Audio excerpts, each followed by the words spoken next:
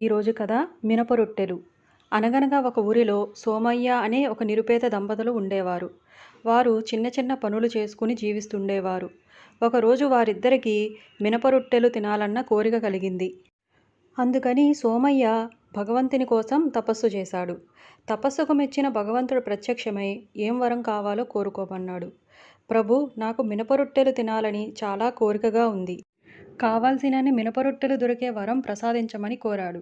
దానికి భగవంతుడు, ఒక మినపగింజ సంపాదిస్తే నీకు కావాల్సినన్ని మినపరొట్టెలు దొరుకుతాయి అని చెప్పి భగవంతుడు మాయమయ్యాడు.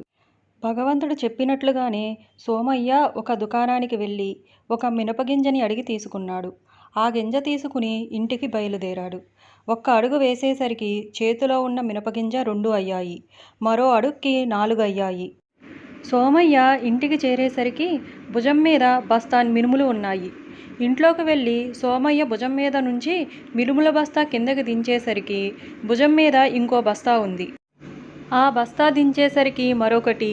ఇలా ఎన్ని బస్తాలు దించినా సోమయ్య భుజం మీద మినుముల బస్తా ఉంటూనే ఉంది.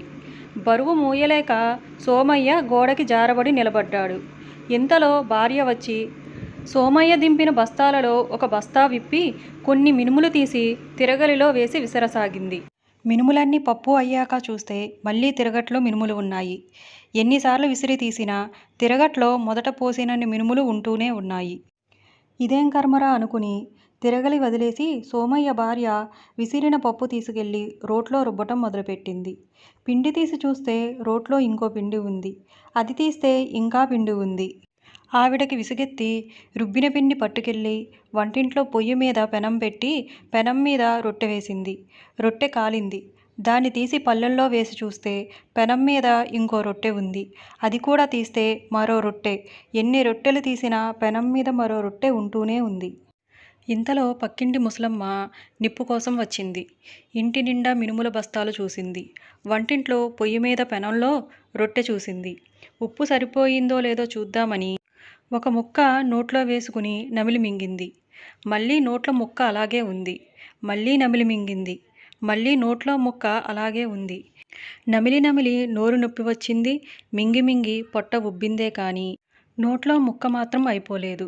నమలకుండా మింగకుండా ఊసిన ముక్క నోట్లో అలాగే ఉంది. ముసలమ్మ కూడా ఆయాసంతో గోడకి వాలిపోయింది.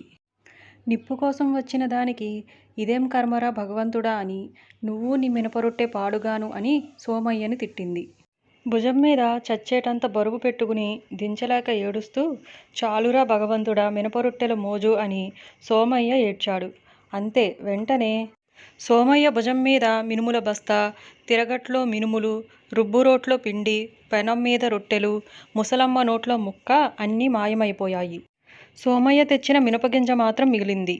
అగ్గి లేదు బుగ్గి లేదు అనుకుంటూ ముసలమ్మ మూలుగుతూ ఇంటికి వెళ్ళిపోయింది.